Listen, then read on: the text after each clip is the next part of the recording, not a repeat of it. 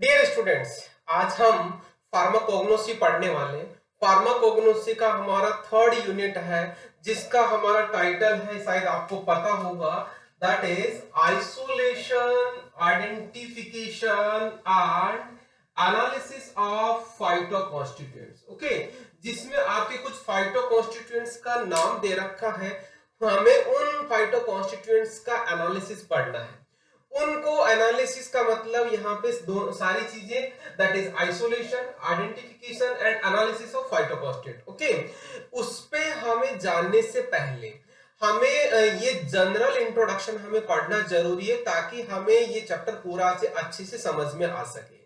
तो इसको समझने उन इंडिविजुअल फाइटोकॉन्स्टिट्यूएंट पे जाने से पहले आज मैं आपकी क्लास लेने वाला हूं जनरल इंट्रोडक्शन की। जनरल इंट्रोडक्शन का मतलब समझना कि हमारा क्या क्या इस टॉपिक में हम क्या क्या पढ़ने वाले हैं और किस तरह से पढ़ने वाले हैं। तो देखिए, एक्सट्रैक्शन का हमारे पास देखेंगे तो आप लोगों को समझ में आ रहा होगा। ये हमारे पास एक्सट्रैक्शन के मेथड से पहला इन्फ्यूजन, दूसरा हमारे पास है डिकॉक्शन, तीसरा हमारे पास है डाइजेशन, चौथा हमारे पास है मैसेरेशन, पांचवा हमारे पास है परकोलेशन एंड छठा है हमारे पास डिस्टिलेशन। ओके, तो इनको मैं थोड़ा थोड़ा एक्सप्लेन करता हूं जो हमारे पास में इसमें आने वाले हैं। देखिएगा, यहाँ पे इन्फ्यूजन का मतलब यहाँ पे ये होता है कि हम किसी जो हमारे फाइटोकॉन्स्टिट्यूएंट है, उस फाइटोकॉन्स्टिट्यूएंट को निकालने का या हमारे पास एक्सट्रैक्शन का प्रोसेस है, जिसमें हमें क्या कर रहे हैं, हम उसको भिगो के सस्पेंडेड फॉर्म में रखते हैं। हम सस्पेंडेड फॉर्म में हम उसको काफी टाइम तक रखते हैं, मतलब उसको भिगो के सॉल्वेंट ऐड करके उसको सस्पेंडेड फॉर्म में काफी टाइम तक रखते हैं, और भिगोने के बाद में उसको फिर फिल्टर कर लेते हैं। जैसा यूं कहूंगा, अपने यदि घरेलू बात कहूं तो मैं रात को भिगोया और सुबह हमने निकाल लिया, उसका फिल्टर करके वो इन्फ्यूजन होता है। ओके, दूसरा हमारे पास क्या कहलाता है, डिकॉक्शन कहलाता है। इसको हम बहुत अच्छे से समझ सकते हैं। अगेन, इसको टी जो बना रहे हैं, टी प्रिपरेशन, टी प्रिपरेशन का मतलब यहाँ पे ये है कि चाय बनाना है। चाय बनाने में ध्यान दीजिएगा, हम क्या कर रहे हैं, पानी में चाय पत्ती ऐड कर रहे हैं, चाय पत्ती ऐड करके हम गर्म कर रहे हैं। That is basically decoction. मतलब टी का, चाय का वो उसका एक्सट्रैक्शन वाटर में आ जाता है। मतलब यहाँ पे हीटिंग करना जरूरी है। यहाँ पे क्या है, हीटिंग करना जरूरी है। ओके, ये तो हो गया डिकॉक्शन। फिर उसके बाद में नेक्स्ट आता है आपका डाइजेशन। डाइजेशन आपका क्या है, देखिएगा, सिंपली डाइजेशन को मैं कहूं तो थोड़ा सा स्लाइटली हमें यहाँ पे वार्म करना। कीप इन माइंड, ऊपर वाले में हीटिंग है और यहाँ पे हमें थोड़ा सा वार्म करना है। वार्म करके और यहाँ पे इसको कंटिन्यूस स्टीयरिंग करनी पड़ती है। तो यहाँ पे ये हो गया आपका डाइजेशन। ओके, फिर मैसेरेशन को हम क्या करते हैं, मैसेरेशन का मतलब यहाँ पे कंटिन्यूस स्टीयरिंग ना करके इन कभी कभी स्टीयरिंग की जाती है। मैसेरेशन में हम क्या करते हैं, यहाँ पे जो सॉल्वेंट ऐड कर दिया, और उसके बाद में लगभग जैसे यूं कहेंगे 24 आवर्स तक इसको कंटिन्यूअस स्टीयरिंग की जाती है अलोंग विद इसको वार्मिंग कंडीशन में। ये हो गया आपका कौन सा, मैसेरेशन। परकोलेशन क्या होता है फ्रेंड्स, परकोलेशन का मतलब यहाँ पे है रिफ्लेक्सिंग करते हैं कंटिन्यूअसली सॉक्सलेट apparatus में आपको। तो यहाँ पे सॉक्सलेट apparatus जो होगा वो होगा आपका क्या ये परकोलेशन। और डिस्टिलेशन का मतलब समझ में आ गया होगा। Distillation is the process where liquid evaporated. मतलब यहाँ पे डिस्टिलेशन का मतलब वोलेटाइल ऑयल्स को हम क्या करते हैं, वो निकालते हैं, एक्सट्रैक्ट आउट करते हैं। कैसे, हम गर्म करते हैं वाटर के साथ में तो वो वेपर बन जाता है। वेपर बनने के बाद में उसको कूलिंग करके उसको कलेक्ट कर लिया जाता है। ओके, कीप इन माइंड, यहाँ पे कूलिंग करना जरूरी है, क्योंकि डिस्टिलेशन दो प्रोसेस स्टेप्स में होता है। ये हो गया आपका कूलिंग। पहला तो आप हीटिंग करेंगे तो वो वेपर में कन्वर्ट होगा, ये आपका वेपोराइजेशन होगा, और वेपोराइजेशन के बाद में दूसरा स्टेप में हो जाएगा आपका उसका कूलिंग से कंडेंसेशन। ठीक है, means distillation equal to vaporization plus condensation known as distillation. ये आपके मेन मेथड हो गए कौन से, एक्सट्रैक्शन के। अब अपन बात करते हैं आइसोलेशन की। आइसोलेशन का मतलब एग्जैक्टली मतलब क्या है, क्रूड ड्रग से या क्रूड फॉर्म से जो या यूं कहूंगा एक्सट्रैक्ट जो आ गया, उस एक्सट्रैक्ट से एग्जैक्ट मॉलिक्यूल का हमें निकालना को हम क्या कहेंगे, यहाँ पे आइसोलेशन कहते हैं। पर्टिकुलरली अपन फाइटोकॉन्स्टिट्यूएंट्स की बात करें तो यहाँ पे हमारे क्रोमेटोग्राफी ही एक one of the best method है जिसमें हम एग्जैक्ट मॉलिक्यूल को आइसोलेट कर लेते हैं प्योर फॉर्म में। क्रोमेटोग्राफी में सिंपली ध्यान दीजिएगा सेपरेशन ऑफ मिक्सचर कहलाता है। तो यहाँ पे आपके पास डिफरेंट है, पेपर क्रोमेटोग्राफी है, थिन लेयर क्रोमेटोग्राफी है, कॉलम क्रोमेटोग्राफी है, HPLC है यहाँ पे, और गैस क्रोमेटोग्राफी है। इस तरह से आपके पास 5 मेन क्रोमेटोग्राफी है जिनसे हम क्या करते हैं, आइसोलेशन करते हैं। पेपर क्रोमेटोग्राफी क्या होती है, जिसमें हम सिंपली पेपर यूज करते हैं। इसमें याद रखिएगा बहुत कम कॉन्स्टिट्यूएंट होता है, तभी हम इसको यूज करते हैं जनरली।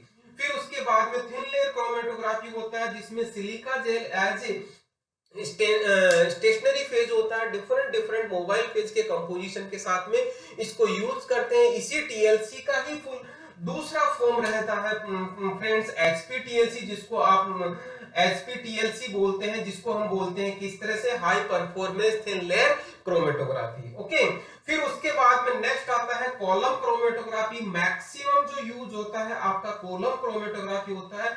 इसमें इस तरह का कॉलम होता है जस्ट लाइक दैट ब्यूरेट, और इसमें हम सिलिका जेल भरते हैं जो कन्वेंशनल मेथड भी कहलाता है या इस तरह से। और यहाँ पे हम डिफरेंट सॉल्वेंट मिक्सर डालते हैं और हमें डिफरेंट बैंड्स मिल जाते हैं और हम उसको एक्सट्रैक्ट आउट कर लेते हैं। अल्टीमेटली लास्ट में फ्रैक्शंस ऑफ सॉल्वेंट यूज इकट्ठा करते हैं, सेम फ्रैक्शन को हम एक जगह इकट्ठा करके उसको कॉन्सेंट्रेट करते हैं, कॉन्सेंट्रेट करके उसको क्रिस्टलाइजेशन कर लेते हैं। तो ये हो गया आपका कॉलम क्रोमेटोग्राफी। नेक्स्ट आता है आपका HPLC, जिसको हम बोलते हैं high performance liquid chromatography. High performance liquid chromatography या दूसरा इसका नाम होता है high pressure liquid chromatography. High pressure liquid chromatography में आपको यहाँ पे स्पेशली आपको कौन सा लेना पड़ता है, यहाँ पे प्रिपरेटिव टाइप का लेना पड़ता है, प्रिपरेटिव टाइप का कॉलम लेना पड़ता है, जहां पे आप उसको आइसोलेशन के पे जा सकते हो। यदि प्रिपरेटिव नहीं लेते हैं, जनरल लेते हैं, तो वहां पे एस्टिमेशन वाला पार्ट रहता है, मींस डिटरमिनेशन वाला पार्ट रहता है। सिमिलरली नेक्स्ट आता है गैस क्रोमेटोग्राफी। इस क्रोमेटोग्राफी में हम मोबाइल फेज में gas state different gases state use करते हैं डिपेंडिंग ऑन आवर फाइटोकॉन्स्टिट्यूएंट। ओके, तो इस तरह से हमारे आइसोलेशन के पार्ट हो गए। अब अपन बात करेंगे कौन सा, हमारा आइडेंटिफिकेशन टेस्ट का। आइडेंटिफिकेशन टेस्ट में फ्रेंड्स देखिएगा हमारे पास डिफरेंट यहाँ पे बहुत सारे कैटेगरीज है फाइटोकॉन्स्टिट्यूएंट की। फाइटोकॉन्स्टिट्यूएंट की डिफरेंट कैटेगरी के बेसिस पे ही हम बात करेंगे यहाँ पे उनके आइडेंटिफिकेशन का मतलब क्वालिटेटिव आइडेंटिफिकेशन। और क्वालिटेटिव आइडेंटिफिकेशन में सबसे पहला है आपका एल्कलॉइड्स। एल्कलॉइड्स के लिए जो टेस्ट लगाए जाते हैं आपके, वो टेस्ट है आपके Mayer's test, Hager's test, Dragendorff's test and Wagner's test. आपको एक चीज बता दूं, ये वाली जो स्लाइड है या ये वाला जो लिखा हुआ है, इसमें जीपेट की बात करूं, चाहे फार्मासिस्ट की बात करूं, चाहे और कोई से भी कॉम्पिटिटिव एग्जाम्स की बात करूं, जहां पर भी फार्माकोग्नोसी का क्वेश्चन आएगा, उसमें से 100% मेरा विश्वास है, दावा है कि इसमें से कम 2 क्वेश्चन आपके जरूर बनते हैं। इसको ध्यान से समझना, पढ़ना। तो देखना हमारे मींस एल्कलॉइड के कौन कौन से टेस्ट हो गए, मेयर्स टेस्ट हो गया, हेगर्स टेस्ट हो गया, ड्रैगन ड्रॉप्स टेस्ट हो गया एंड वैगनर्स टेस्ट हो गया। क्लियर? फिर उसके बाद में नेक्स्ट आता है आपके कार्बोहाइड्रेट के टेस्ट। कार्बोहाइड्रेट के टेस्ट में देखिएगा, कार्बोहाइड्रेट में यहाँ पे मॉलिस टेस्ट इसका मेन टेस्ट होता है, जिसको अपन मॉलिस टेस्ट बोलते हैं। और इस मॉलिस टेस्ट के साथ में different depending on type of monosaccharide different different test लगाते हैं, जिसमें आयोडीन टेस्ट भी होता है। आयोडीन टेस्ट के बाद में फैलिंग टेस्ट होता है, बेनेडिक्ट टेस्ट होता है, बारफोर्ड टेस्ट होता है, इसके अलावा सेलिनॉफ टेस्ट होता है, ओसाजून टेस्ट होता है। ये सारे के सारे टेस्ट होते हैं स्पेशली किसके, कार्बोहाइड्रेट के लिए। यहीं पे एक इन्वर्जन टेस्ट होता है जो स्पेशली आपको सुक्रोज के लिए अप्लाई करते हैं। ओके, फिर आता है यहाँ पे दूसरा, नेक्स्ट ग्लाइकोसाइड्स की बात करेंगे। ग्लाइकोसाइड्स में कौन सा टेस्ट होता है? ग्लाइकोसाइड में देखिएगा, ग्लाइकोसाइड में रेमंड टेस्ट होता है आपका, एक लीगल टेस्ट होता है, दूसरा ब्रोन-टर्गस टेस्ट होता है, तीसरा किलर किलियानी टेस्ट होता है। Next killer Kiliani test specially यदि याद हो तो आपको अपन ने डिजिटालिस में पढ़ा था। सिमिलरली बालजेस टेस्ट होता है। ये सारे के सारे आपके टेस्ट किसके हो गए? ग्लाइकोसाइड्स के।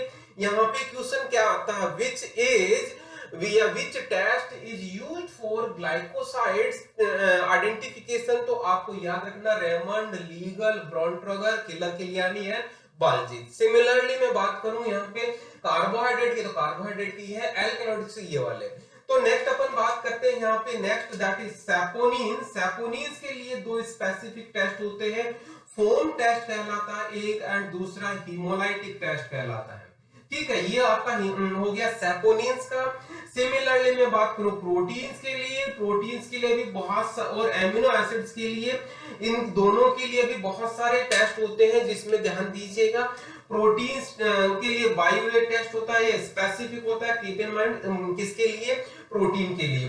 निनहाइड्रीन टेस्ट होता है, वो अल्फा एमिनो एसिड्स के लिए होता है। ऐसे मिलन्स टेस्ट हो गया, मिलन्स नासे टेस्ट हो गया, साकागुची टेस्ट हो गया। इस तरह से बहुत सारे एमिनो एसिड्स के भी टेस्ट होते हैं। फिर आता है कौन सा? फिनोलिक कंपाउंड्स होते हैं। फिनोलिक कंपाउंड्स के लिए प्रीफर्डली कौन से टेस्ट लगाए जाते हैं? देखिएगा, फेरिक क्लोराइड टेस्ट कहलाता है एक, दूसरा लेड एसीटेट टेस्ट होता है, नेक्स्ट एल्कलाइन रिएजेंट टेस्ट होता है। ये सारे के सारे की 3 टेस्ट हो गए जो फिनोलिक कंपाउंड्स के लिए लगाए जाते हैं। फिर अपन बात करें टेनिन्स की, तो टेनिन्स में आप लोग देखिएगा यहाँ पे gall bladder test and match stick test होता है, वो किसके लिए?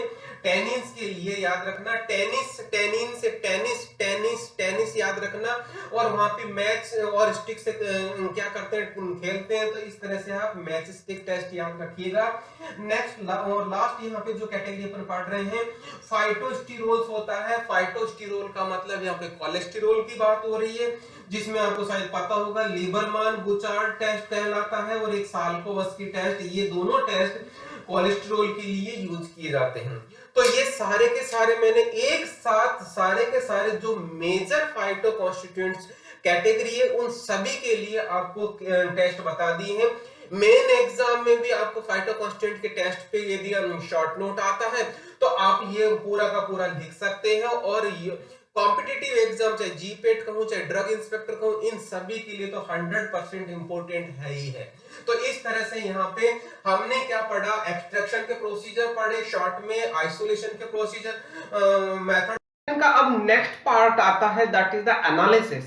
एनालिसिस या यूं कहूं मैं, दोनों में चीज आती है, identification as well as analysis. Means जो अब मैं जो मेथड्स बताने वाला हूं, these methods are used for both things, that is analysis as well as identification, but these methods are preferably used for the analysis purpose. Okay, तो यहाँ पे देखिएगा, यहाँ पे देखिए ना, आपको पहला है स्पेक्ट्रोस्कोपियल मेथड्स। यहाँ पे स्पेक्ट्रोस्कोपियल मेथड्स जिसको हम फर्स्ट कैटेगरी कहेंगे दैट इज ए, और बी कैटेगरी है दैट इज क्रोमेटोग्राफिक मेथड्स। और क्रोमेटोग्राफिक मेथड्स में भी स्पेसिफिक सोफिस्टिकेटेड कंडीशंस में या हाइपरनेटेड फॉर्म में वो क्या होता है ये चीज बताता हूं। देखना, पहला हमारा है यूवी विजिबल स्पेक्ट्रोस्कोपी। यहाँ पे ध्यान दीजिएगा, हम यूवी लाइट या तो यूवी लाइट कहेंगे, जिसको आप अल्ट्रावायलेट कहते हैं, या विजिबल रेंज की लाइट हम यूज करते हैं to produce spectra of that respective molecule. और उस स्पेक्ट्रा के में ध्यान दीजिएगा, एक पर्टिकुलर जो मॉलिक्यूल होता है उसको वो अपना एक पर्टिकुलर लैम्डा मैक्स पीक देता है, जिसपे हम उस पर्टिकुलर मॉलिक्यूल को हम आइडेंटिफाई करते हैं एज वेल एज हम उसको एस्टिमेट करते हैं। ओके, मींस यहाँ पे लैम्डा मैक्स मैटर करता है। क्लियर? फिर उसके बाद में दूसरा पॉइंट आता है हमारा इंफ्रारेड स्पेक्ट्रोस्कोपी। तो याद देखिएगा यहाँ पे इंफ्रारेड में क्या होता है, जो मॉलिक्यूल होता है वो इंफ्रारेड वाइब्रेशन रेज से क्या होता है, उनमें vibrations as well as stretching होती है। स्ट्रेचिंग होती है, उन स्ट्रेचिंग किसमें होती है, मॉलिक्यूल में होती है। वो स्ट्रेचिंग और वाइब्रेशन दोनों को हम आइडेंटिफाई करते हैं। मींस यहाँ पे फिंगरप्रिंट रीजन बताऊं या जो कहूं, जिस मॉलिक्यूल का हम आइडेंटिफिकेशन करते हैं उसमें पर्टिकुलर फंक्शनल ग्रुप को हम आइडेंटिफाई करते हैं। ये हो गया आपका इंफ्रारेड। फिर उसके बाद में नेक्स्ट हमारा जो पार्ट बनता है, next that is NMR spectroscopy। N stand for nuclear, M for magnetic, R for resonance। जिसमें हम क्या करते हैं, उस पर्टिकुलर मॉलिक्यूल को हम रेजोनेट करते हैं।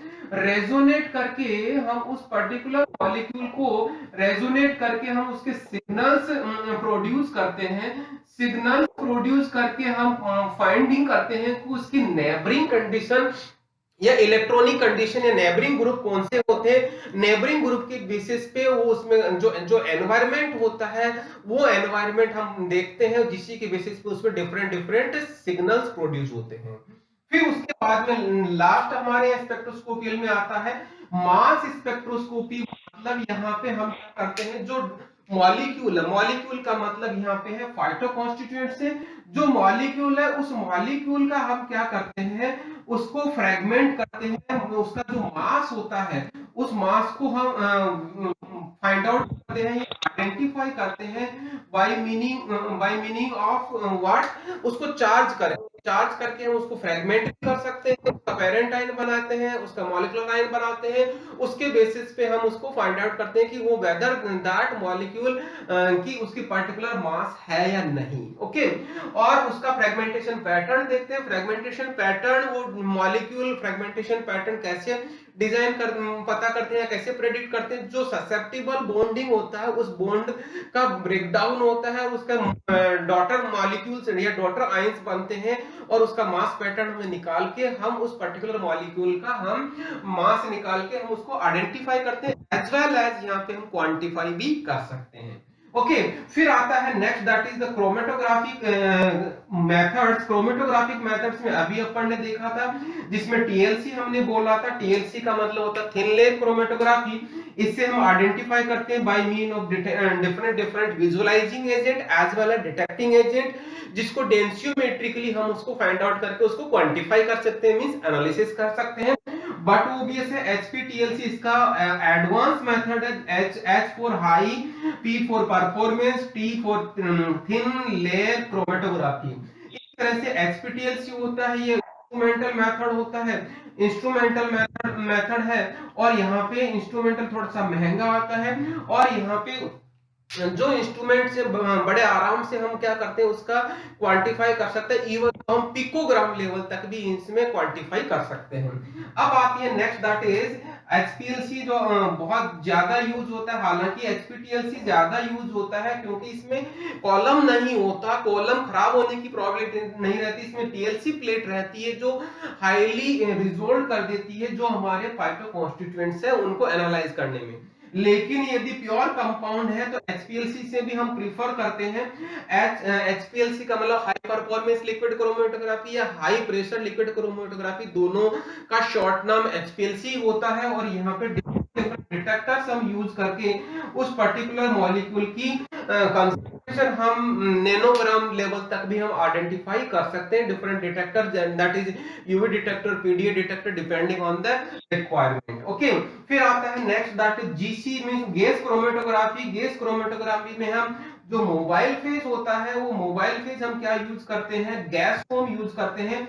अब यहाँ पे जनरली जैसे हीलियम और नाइट्रोजन इस तरह की हम गैसेज यूज करते हैं जो यहाँ पे एज ए क्रोमेटोग्राफी यूज करते हैं, और इस पे गैस क्रोमेटोग्राफी भी हम बड़े आराम से अप्लाई कर सकते हैं किस पे, फाइटोकॉन्स्टिट्यूएंट्स पे। अब जो ये चार मेथड्स हैं, ये चारों मेथड्स कौन से हैं, ध्यान दीजिए।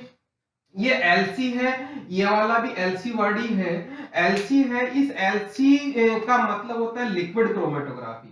यहाँ पे एलसी है, ये एलसी है, ये एलसी है, ये बीसी है। मतलब ध्यान दीजिएगा, लिक्विड क्रोमेटोग्राफी के साथ में डिटेक्शन या दूसरी इंस्ट्रूमेंटल टेक्निक और जोड़ी हुई है, that is mass spectroscopy. LC के साथ मास और मास फर्दर जोड़ा हुआ है, एलसी के साथ एनएमआर जोड़ा हुआ है, जीसी के साथ मास जोड़ा हुआ है। ये सारी टेक्निक्स हाइफनेटेड हाइफनेटेड टेक्निक्स कहलाती है। इसका मतलब थोड़ा सा समझ लेना, जिसमें क्या होता है, जो ये एलसी ये वाला मतलब लिक्विड क्रोमेटोग्राफी है, और फर्दर इसका जो सैंपल होता है एलसी से जो डिस्कार्डेड हम मास स्पेक्ट्रम में या मास मास में पहुंचा देते हैं, या एनएमआर में पहुंचा देते हैं, या मास में पहुंचा देते हैं, जिसके बेसिस ये सारी की सारी डिटेक्टर का तो काम करती है। और ये डिटेक्टर से हम बड़े सुपर लेवल हम उसको एनालिसिस लेके जा सकते हैं। मतलब यहाँ पे जो कंपाउंड है हम उसका बहुत एक्यूरेसी तक, अच्छी डिजिट तक, अच्छी डिजिट का मतलब यहाँ कहेंगे 0.00004, इस 4 डिजिट तक हम उसका एनालिसिस कर सकते हैं। तो ये हाइपरनेटेड टेक्निक बहुत कॉस्टली, सारे के सारे इंस्ट्रूमेंटल टेक्निक्स होते हैं, इनसे अपन फाइटोकॉन्स्टिट्यूएंट्स का एनालिसिस करते हैं। ये जनरल आपका पूरा का पूरा हो गया, that is isolation, identification and analysis of phytoconstituent का जनरल इंट्रोडक्शन, जिसमें हमने पूरा का पूरा पढ़ लिया। यहाँ पे कॉम्पिटिटिव एग्जाम्स में क्वेश्चन बनता है, इंडिविजुअल हर लाइन पे क्वेश्चन बनता है, जो आपको मैंने आपको थोड़ा सा आइडिया दे दिया। इसके बाद में हम नेक्स्ट क्लास में हम पढ़ेंगे क्या, जो इंडिविजुअल फाइटोकॉन्स्टिट्यूएंट का पूरा डिटेल, जिसमें in respect of what, isolation, identification and analysis of phytoconstituent. अब मैं आपसे एक बात और कहना चाहता हूं, यदि आपने चैनल को सब्सक्राइब नहीं किया है तो चैनल को सब्सक्राइब करें, और जितना हो सकता है अपने फ्रेंड सर्किल में शेयर करें, ताकि उन सभी को भी पढ़ने का मौका मिले। यहीं पे मैं आपको धन्यवाद करता हूं, और अब फिर से नया वीडियो लेके आपके सामने हाजिर होऊंगा। तब तक लेके बहुत बहुत धन्यवाद। Thank you once again.